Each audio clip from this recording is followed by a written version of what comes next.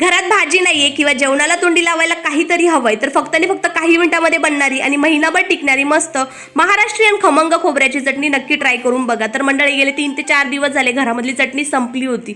माझ्या नवऱ्याला कितीही टेस्टी भाजी द्या किंवा आमटी द्या पण त्यांना जेवताना तोंडी लावायला चटणी लागतेच। आज म्हटलं साधी सिंपल रेसिपी तुम्हा सगळ्यांसोबत शेअर करूया। तर मंडळी इथे मी सगळ्यात आधी 2 वाटे सुकं खोबरं बारीक कापून कढईमध्ये हलकं खमंग आचेवर भाजून घेतलंय। त्यानंतर 8 ते 9 सुकी लाल मिरची देखील भाजून घेतलंय। आता खोबरं थंड होईपर्यंत मिक्सरच्या भांड्यामध्ये मी भाजलेल्या मिरच्या, 1 चमचा जिरं आणि 20 ते 25 लसणाच्या पाकळ्या एकत्र बारीक वाटून घेतलाय। आता त्यात थोडं थंड झाल्यावर सुकं खोबरं घालून घेतलं आणि चवीनुसार मीठ घालून पुन्हा सगळं एकत्र मिक्सरमध्ये दळून घेतलंय।